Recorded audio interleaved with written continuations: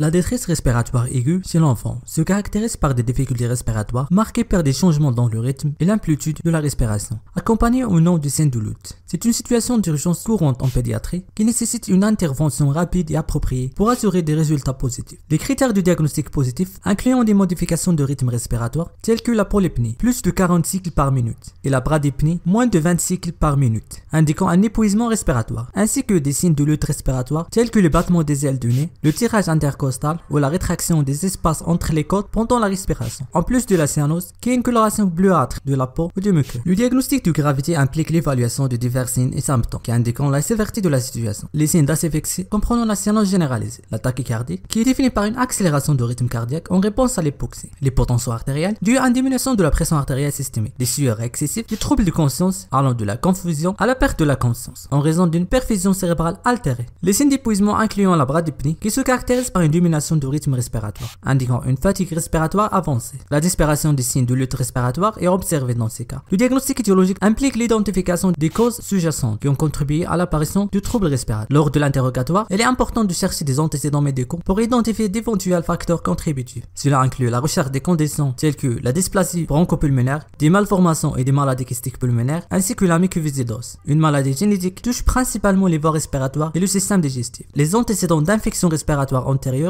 ou de pneumonie sont également des éléments importants à considérer dans le diagnostic différentiel. L'évaluation du mode d'installation des symptômes revêt une grande importance dans le diagnostic. Une installation brutale des symptômes peut suggérer un syndrome de suffocation causé par l'inhalation d'un corps étranger dans les voies respiratoires, tandis qu'une installation progressive avec fièvre peut indiquer une infection respiratoire comme une pneumonie. Il est également essentiel d'évaluer l'état vaccinal de l'enfant car certaines maladies évitables par la vaccination peuvent entraîner des complications respiratoires graves. Les signes digestifs associés tels que les vomissements, une diarrhée ou des symptômes abdominaux doivent également être pris en compte car ils pourraient indiquer une origine gastro-intestinale de la détresse respiratoire. En plus, la présence des gaz ou des respirations superficielles tentant à compenser le manque d'oxygène peut fournir des informations supplémentaires importantes dans l'évaluation clinique. Pour une évaluation complète, plusieurs examens complémentaires peuvent être nécessaires. La radiographie du thorax permet de confirmer le mécanisme sous-jacent de l'attente respiratoire comme une pneumonie, un épanchement pleural ou une obstruction des voies respiratoires, tout en recherchant la présence de corps étrangers radio-opaques. L'analyse du gaz de sang fournit des informations essentielles sur la gravité de l'insuffisance respiratoire en évaluant les niveaux d'oxygène et de dioxyde de carbone dans le sang. Un bilan infectieux comprenant une NFS, une CRP permet de détecter des signes d'inflammation et identifier l'agent infectieux potentiel à travers des prélèvements bactériologiques ou viraux. La bronchoscopie est précieuse pour chercher des corps étrangers, évaluer l'étendue des lésions et guider le traitement approprié.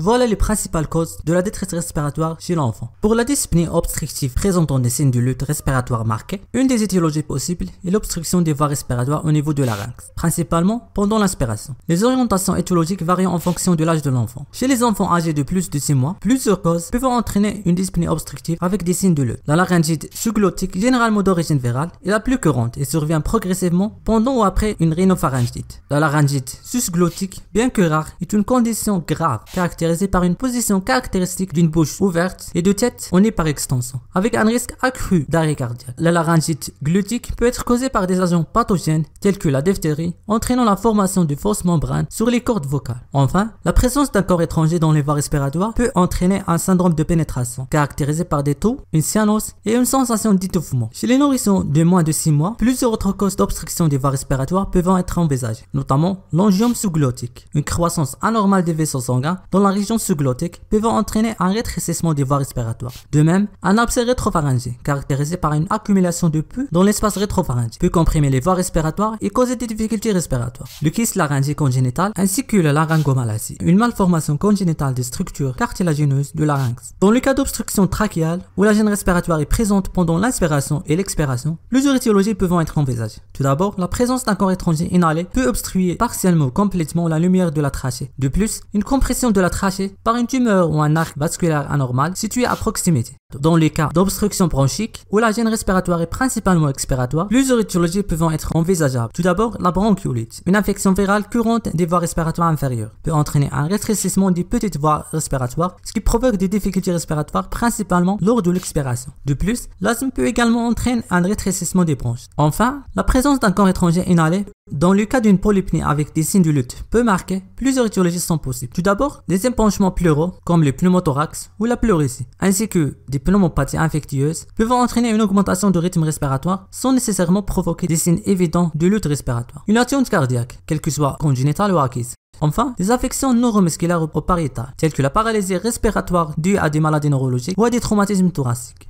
Dans les cas d'anomalies d'amplitude respiratoire sans signe de lutte, diverses présentations peuvent être observées. L'hyperpnée, caractérisée par une respiration rapide et profonde, peut se manifester dans des situations telles que la déshydratation, le choc, une anémie aiguë, la fièvre ou une acidose, comme celle rencontrée dans le diabète acidocytosique ou lors d'intoxication.